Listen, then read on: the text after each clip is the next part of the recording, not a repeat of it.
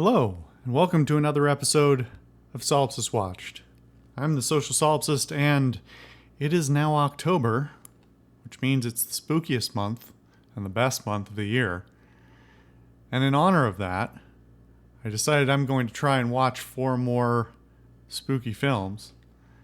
It also means it's also a reminder for me that this show, whatever you want to call it, has been going on for over a year, so that's cool. And I've watched over 52 films, so hey, even with certain skip weeks. Anyway, let's get beyond that. This week, I watched One Cut of the Dead from 2017.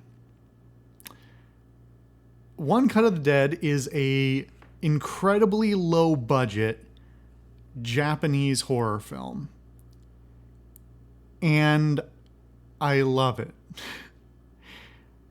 It's going to be extremely hard to talk about why I love it, because so much of what is special and unique and clever about this film is in watching the full thing through yourself.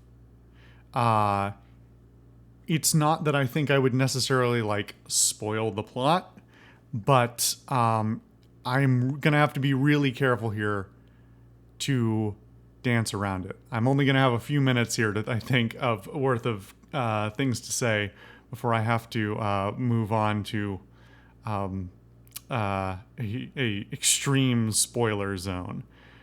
The central conceit of the film is that it is a film about a film. That it is a film about people making a horror film. And that sounds silly, and it is silly. It's also brilliant. This movie was made for 3 million yen, which is about $25,000 at the time. And wow. I think I've said this about another film, possibly, but this may take the crown as doing the most with the least money. That said, Japanese cinema is a unique beast that I could talk about for several hours in terms of cinematic history in Japan in the post-war period and how the medium is seen in Japan versus other places. So Japan tends to have lower budgets attached to a lot of films, but not nearly this low. So there's already something to be said for the people who made this film already knowing how to work with a little bit lower budgets and make good use of things, not having the Hollywood kind of money, but nonetheless, what they do with this is extraordinary. A lot of it is because of a really good script and some really dynamic work by the writers and actors to carve an interesting story out of something incredibly simple. There's also some really impressive stuff in terms of the filming itself, not only in what they could do for their budget, but what they could do for any budget. And part of it is just really smart work, keeping set small, scope small, keeping a certain stylistic choices to reduce the amount of extra coverage you have to shoot or whatever else, and just it takes on an almost theatrical approach that I really, really appreciate, and I think is often forgotten in Hollywood in terms of what can you do with cinema. The other central conceit of the film that's not really a spoiler is that they're trying to do it in one take. That's the name One Cut of the Dead. They're actually like it's a transliteration thing, where it's a loan word. They say one cut in Japanese, but they actually mean one take.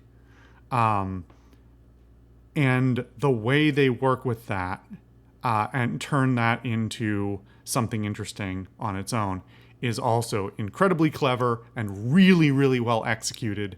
And I just kind of love this thing to pieces. I expect I may mellow on it a little bit with time. And don't get me wrong, it's not like this, it's not like there couldn't be things improved or anything like that. I mean, there's always going to be corners cut when you've only got $25,000 to work with. But holy cow.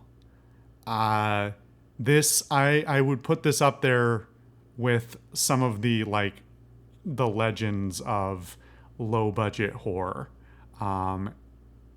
It's smart, it's interesting, it's funny, and it gets a lot of things really, really right. If you have any interest in this at all, stop the video here and come back. I really mean it. Really. Stop it here. It's worth it. It's only 97 minutes long. It's great. Go watch it. All right. You done? Did you watch it? You better have watched it. Okay. So I love this film because at first I hated it. That first act, the actual film itself, is a mess.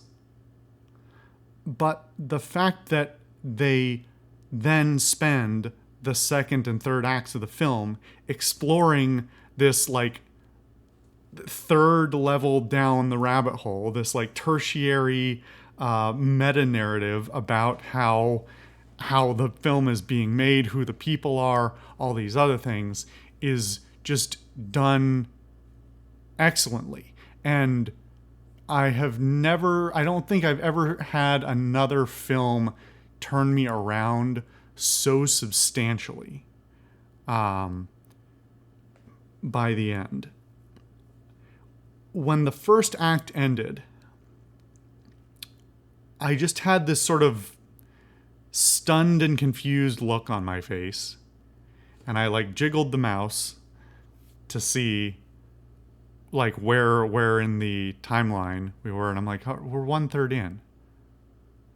All right, film. Here's your chance. Show me what you're going to do. And man, that pays off. This is definitely going to be a film, I think, that benefits from multiple watches. If only just for the appreciation. Not that, I think there's, incredible detail that I'm missing or something like that, but just the appreciation from knowing the context of everything that follows adds so much to a potential rewatch of the film. Both things you learn in the second act apply to the first, things you learn in the third act that apply to the first and or the second. It intertwines so well.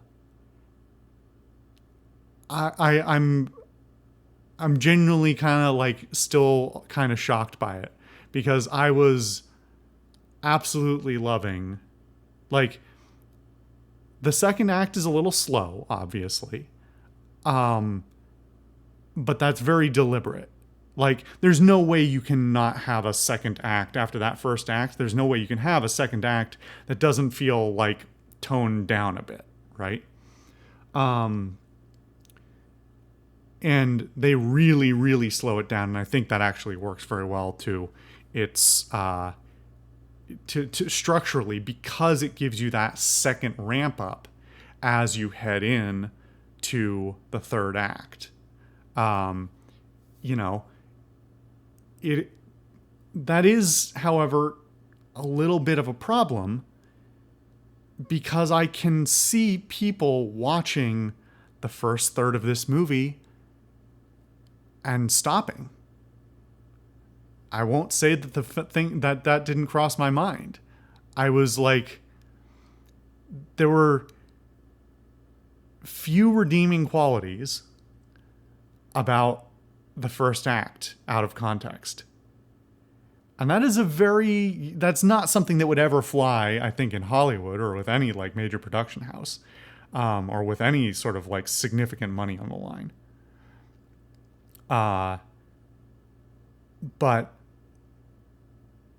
it is a really nice breath of fresh air, to be reminded of unique things that can be done with cinematic language, that even within the context of like the long take, that the 37-minute uncut take is incredible. Like that's probably the top redeeming quality about that first act, is that it's uncut. It's truly uncut. I thought there are a couple of places where I was like, that might have been a cut. Allegedly, it's not. They redid the whole thing 6 times to get it right. And it works so well because they don't have to have the precision that would be expected out of like some prestige film that's all about the long take. What was that film a few years ago that was like 90 minutes long, allegedly uncut? Anyway, that like whole was just, that thing was just, cinematic wanking. This is like the whole point of the one cut is not for the sake of the audience's enjoyment at all. It's a joke. Like, it's deliberately a joke. It's also really clever on an even further production level of, hey, how do we keep this movie cheap? Well, we do it deliberately badly, and we shoot it in 8 days. They do it they write it such that the thing can be filmed and executed in a way that has a lot of leeway for there to be sloppiness. It's all the more interesting because during the credits, they roll the actual behind the scenes footage of them filming the first third of the film. It's just like, it's top to bottom smart. And there's so many layers to it, and I appreciate it so much as a cinematic exercise. And so I could truly, if somebody said, I watched the first third and I don't like it, I would desperately ask them to reconsider, but I would understand. Because it's rough. But the way they recontextualize it all is so satisfying. It's genuinely like cheerful and funny and happy, and like it's a fucking family movie by the end. It's fantastic. There's just so much smart in the layers of production where reality bleeds down into like the conceits of the movie itself, that I just can't congratulate it enough on just doing something really, really smart. So, if, God forbid, you've made it to the end of this video, haven't watched the movie, and now want to watch it, I still haven't totally spoiled it, so please go watch it. I really think it's good. If you have seen it, or you've only seen part of it, if you're one of the accursed ones who only watched the first third, maybe reconsider it. But regardless, let me know your thoughts. If you will, or won't see it. I'm really pleased with this one. I was a little skeptical, but I'm glad I went through it. Anyway, thank you guys for watching another episode of Solipsist Watched. I've been the Social Solipsist, And I'll see you guys for something else spooky next time.